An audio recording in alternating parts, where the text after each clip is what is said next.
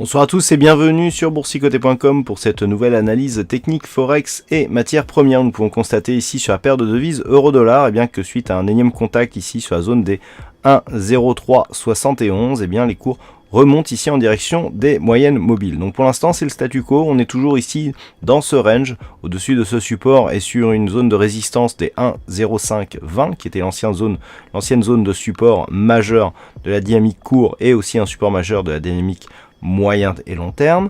Donc pour l'instant on est ici dans une évolution qui marque une stabilisation par rapport à une dynamique qui elle reste baissière. Tant qu'on ne repasse pas au-dessus des 1,0520 d'une manière trop agressive, puisqu'il y a eu par exemple cette attaque mais qui a été invalidée puisque les cours sont revenus ici sous ce niveau, on reste dans un flux d'une tendance dominante qui reste baissière. Du point de vue des indicateurs, on matérialise bien ici le rebond technique sur le stochastique, sur le MACD. Le RSI, lui, reste neutre. Donc on est sur un mouvement qui techniquement n'est pas très puissant. Par rapport ici à un éventuel test, il sera intéressant de voir si ce mouvement pourrait justement perdurer et permettre un retour au-delà des 1,0520. En attendant, la dynamique reste baissière d'un point de vue court moyen terme. On reste ici dans une dynamique très court terme qui reste neutre. Par contre, toute rupture ici de la zone des 1,0371 marquerait un signal de continuité de la tendance dominante qui reste baissière. À noter toutefois que les tests ici sont assez nombreux sur cette zone de support et que le dernier ici a enfoncé un peu plus ce support, donc ce qui pourrait marquer un signal de fragilisation. Si par exemple nous avions ici cette attaque et des cours ici qui bloquent sous la moyenne mobile 20 exponentielle, on pourrait revenir rapidement sur ce support et dans ce cas-là, la cassure serait beaucoup plus probable. Sur le dollar-yen, il semblerait que la dynamique là aussi soit à l'arrêt depuis la rupture ici haussière de cette zone des 116,12, puisqu'après cette cassure, les cours sont revenus ici tester cette ancienne résistance comme zone de support, puis se stabilisent ici autour de la moyenne mobile 50 arithmétique qui évolue d'une manière horizontale. Donc les cours ici évoluent entre cette zone de support et une résistance ici secondaire des 118,60. Tant que les cours évoluent ici dans cette zone, nous avons une dynamique qui reste haussière depuis la rupture ici de cette zone de résistance oblique baissière qui a matérialisé d'ailleurs la sortie de cette tendance baissière. On a un rebond technique qui est très puissant, une dynamique très forte. Les anciennes résistances sont tout de suite transformées en support et c'est ce schéma-là qui se perpétue sur la paire de devises dollar-yen actuellement.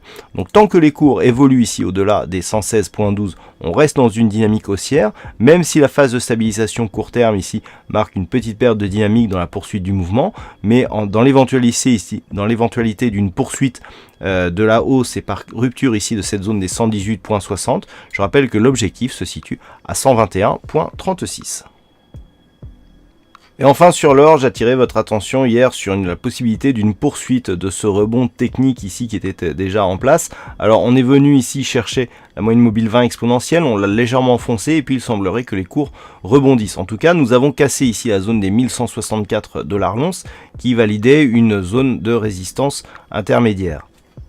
Donc la dynamique court terme reste haussière et en direction ici de cette zone qui se situe entre le retracement de Fibonacci à 23,6% des 1173 $ l'once et la zone de résistance horizontale des 1179,50. Alors cette zone de retracement de Fibonacci n'est ni plus ni moins que le retracement à 23,6% de la précédente dynamique baissière. Nous sommes sur une phase de stabilisation, mais vous voyez que d'un point de vue court moyen terme, on est vraiment sur un rebond qui est technique.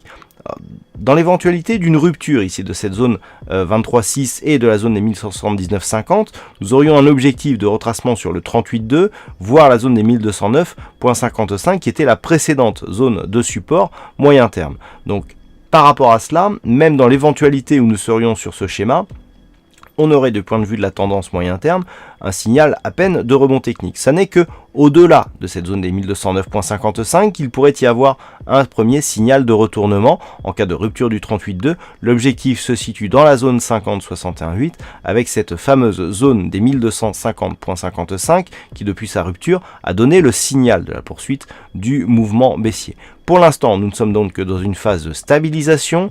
au-dessus donc des 1126,34 qui matérialise le support court et moyen terme, et la zone des 1179,50. Tant que nous sommes entre ces niveaux, eh bien la dynamique est neutralisée, mais dans une prédominance qui reste plutôt baissière.